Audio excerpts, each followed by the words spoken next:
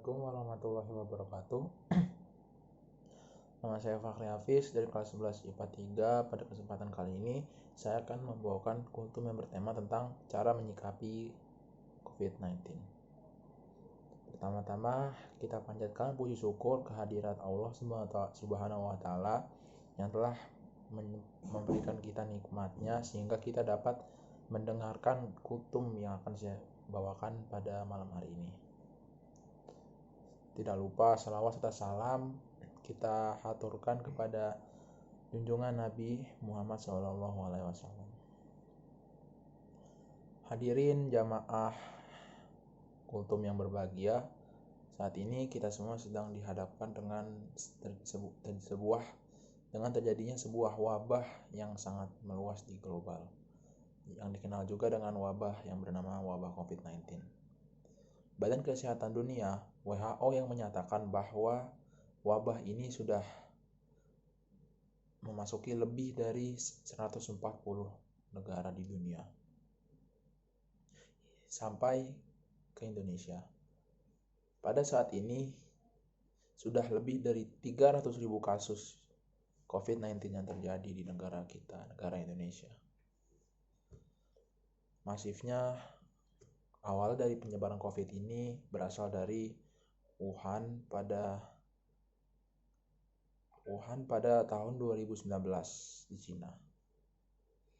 Penyebaran virus ini menyebabkan beberapa negara atau wilayah yang telah melakukan kegiatan lockdown untuk memutus mata rantai penyebaran virus ini.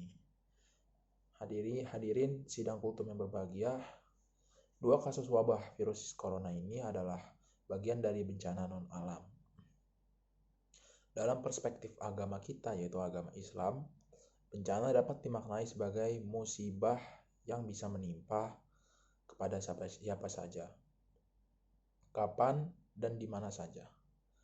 Musibah adalah keniscayaan yang harus dihadapkan oleh setiap makhluk hidup di dunia ini.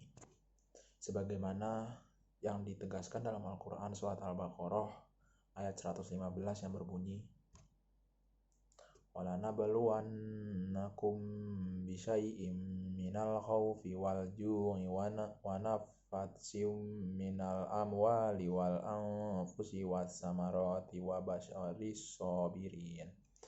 Yang berarti, dan sesungguhnya akan kami berikan cobaan kepadamu dengan sedikit kekuatan, kelaparan, kekurangan harta, jiwa, dan buah-buahan.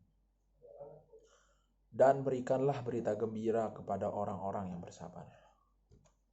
Dari ayat ini kita bisa memetik bahwa musibah atau bencana ini adalah hal yang niscaya harus dihadapi oleh setiap manusia. Bencana apapun bentuknya sesungguhnya merupakan bentuk kasih sayang Allah Subhanahu wa Ta'ala kepada manusia. Berbagai peristiwa yang menimpa manusia pada hakikatnya merupakan ujian dan cobaan atas keimanan dan perilaku yang telah dilakukan manusia itu sendiri.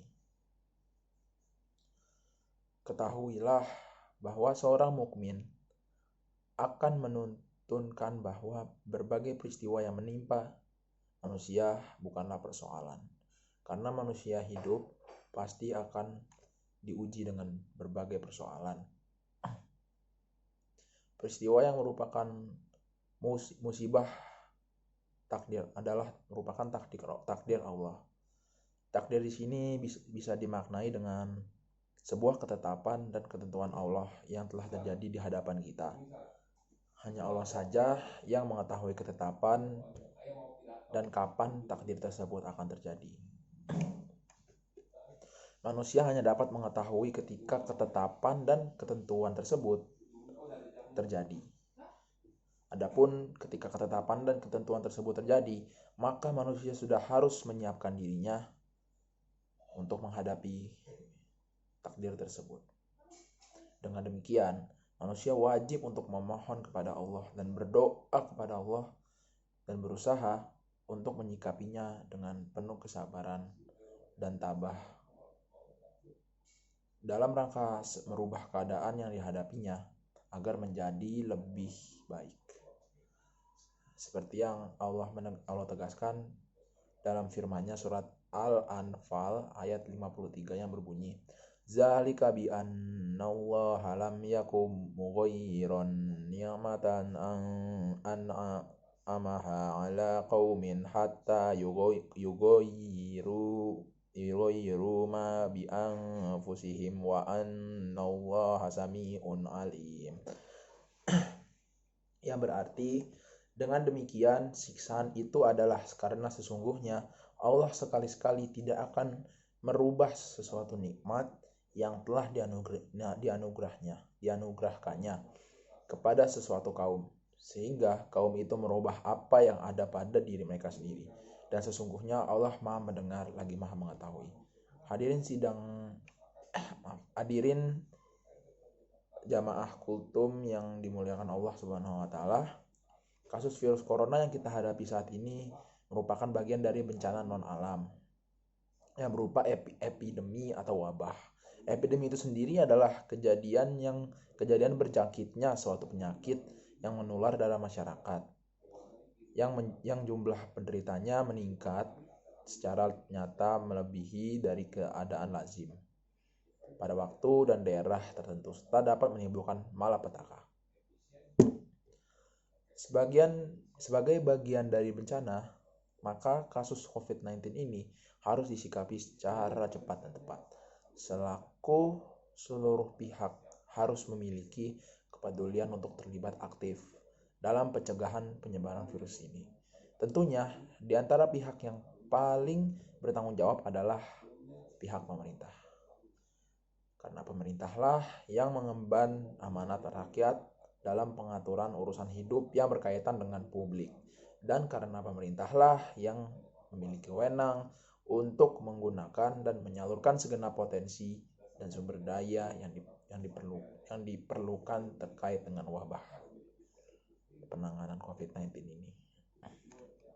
Jadi, apabila pemerintah abai akan tugas ini, maka ketahuilah Rasulullah SAW mengingatkan dalam sebuah hadis yang diriwayatkan oleh Abu Daud dari Muawiyah, yang berarti barang siapa yang ditakdirkan oleh Allah Azza wa Jalla untuk menjadi pemimpin yang mengemban amanat kaum muslimin, lalu dia menghindar dari kebutuhan, kekurangan, dan kekafiran rakyatnya, maka Allah akan menutupi diri darinya ketika ia kekurangan, membutuhkan, dan dalam kekafiran. Hadirin, walau penanganan bencana ini menjadi otoritas pemerintah, kita sebagai anggota masyarakat tidak boleh bersikap masa bodoh juga dan berdiam diri memikirkan diri sendiri. Sebagai seorang manusia, kita juga harus saling tolong-menolong satu sama lain tanpa mengenal latar belakang suku atau ras maupun agama. Jadi pada kesempatan kali ini kita akan membahas tentang hal-hal yang dapat kita lakukan sebagai seorang muslimin dan sekaligus bagian dari anggota masyarakat dalam pencegahan wabah virus corona ini. Yang pertama yaitu memperkuat dan mempertebal keimanan kita kepada Allah Subhanahu wa taala. Iman yang kuat akan menuntun kita pada sikap hidup yang optimis dan yakin akan pertolongan Allah Subhanahu wa taala. Seorang muslim yang istiqomah dalam iman kepada Allah, maka akan ditiadakan rasa takut dalam dirinya, seperti yang Allah firmankan dalam surat Fussilat ayat 30 yang berbunyi, Innalladzina qalu rabbuna Allah tsumma istaqamu tatanazzalu alaihimul malaikatu alla takhafu wa la tahzanu wa abshiru bil jannatil lati kuntum tu'adun, yang berbunyi, sesungguhnya orang-orang yang berkata bahwa Tuhan kami adalah Allah dan mereka istiqomah, maka ketahuilah malaikat akan turun kepada mereka dan berkata, janganlah kamu merasa takut dan janganlah kamu merasa bersedih hati, dan bergembiralah kamu memperoleh surga yang telah dijanjikan kepadamu. Iman yang kuat akan menuntun pula pada sikap sabar. Bersabar bagi seseorang Muslim hakikatnya adalah kesadaran bahwa keburukan yang terjadi dalam dirinya adalah rahmat Allah. Dan selanjutnya dia akan berusaha untuk merubah kondisi buruk yang dihadapi sekarang untuk menciptakan kebaikan-kebaikan di masa yang akan datang. Kebaikan yang dilakukan tidak hanya setelah musibah terjadi, tetapi lebih dari seorang muslim akan berusaha semaksimal mungkin menciptakan kebaikan-kebaikan jauh sebelum musibah itu pun terjadi. Lalu yang kedua, mengisolasi diri. Menahan diri untuk tidak beraktivitas dengan banyak orang. Hal tersebut juga Nabi SAW juga pernah bersabda, jika kamu mendengar wabah di suatu wilayah, maka janganlah kalian memasukinya. Tapi jika terjadi wabah di tempat kamu, maka jangan tinggalkan tempat itu. Hadis riwayat Bukhari. Hadis ini mengajarkan kepada kita bahwa kita harus berusaha menghindari keburukan yang mungkin terjadi dari suatu wabah yang sedang berkembang di suatu wilayah. Mengisolasi diri dan menahan diri untuk tidak bertemu dengan orang banyak atau untuk tidak berpergian. Terlebih lagi ke daerah yang endemik merupakan suatu pilihan yang harus diambil oleh setiap muslim. Dengan kata lain, sebagai seorang muslim dituntut untuk tidak melakukan untuk mampu melakukan kesiapsiagaan dalam menghadapi bencana sehingga dapat mengurangi resiko bencana, terutama terkait korban manusia. Dalam sebuah hadis dari Imam Bukhari diriwayatkan bahwa Umar sedang dalam perjalanan menuju Syam. Saat sampai di wilayah bernama Sarq, saat itu Umar mendapat kabar adanya wabah di wilayah Syam. Abdurrahman bin Auf kemudian mengatakan bahwa Umar, jika Nabi Muhammad SAW pernah berkata, jika kamu mendengar wabah di suatu wilayah, maka janganlah kamu masukinya, tapi jika terjadi wabah di tempat kamu berada, maka jangan tinggalkan tempat itu. Dengan hadis tersebut, Umar pun memilih kembali ke Madinah. Keputusan Umar yang sempat disaksikan oleh Abu Ubaidah bin Jarrah, dia akan adalah pemimpin rombongan yang dibawa Khalifah Umar. Menurut Abu Ubaidah, Umar tak seharusnya kembali karena bertentangan dengan perintah Allah Subhanahu wa taala. Tetapi Umar menjawab, dia tidak melarikan diri dari ketentuan Allah Subhanahu wa taala, namun menuju ketentuan yang lain. Jawaban Abdurrahman bin Auf ikut menguatkan keputusan Khalifah tidak melanjutkan perjalanan karena wabah penyakit ini. Yang ketiga, kita harus saling menguatkan dan saling tolong-menolong. Tidak ada seorang pun yang ingin tertimpa musibah. Kita maupun siapapun pasti tidak ada. Apalagi musibah yang sedang terjadi saat ini, yaitu musibah COVID-19. Tetapi tidak ada seorang pun juga yang bisa memastikan bahwa dirinya akan terbebas dari virus COVID-19 ini atau dari musibah. Untuk itulah setiap orang, terlebih seorang muslim, harus mau untuk saling menguatkan dan saling tolong-menolong satu sama lain. Bahu-membahu sebagaimana menciptakan kebaikan berupa melakukan pencegahan agar virus corona tidak mewabah ke banyak daerah atau tempat, dan tentu berharap tidak semakin banyak memakan korban meninggal dunia. Seperti Al-Quran telah tegaskan mengajarkan kepada kita dan tolong menolonglah kamu dalam mengerjakan kebajikan dan takwa, dan jangan tolong menolong dalam berbuat dosa dan pelanggaran. Surat Al-Maidah ayat 2. Jadi kesimpulan yang bisa saya ambil dari kultum saya sangat ini, kita harus tabah dan harus sabar dalam menghadapi COVID-19 ini. Karena COVID-19 ini juga adalah gejala non-alam. Gejala ini terjadi bukan kehendak kita juga.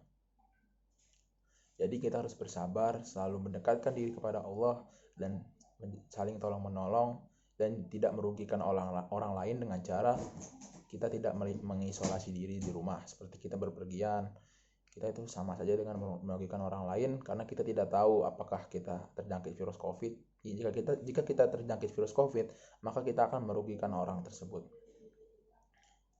Hadirin jamaah kultum yang berbahagia, itulah 3 hal yang bisa saya jadikan pedoman dalam menghadapi situasi-situasi sulit karena virus corona ini.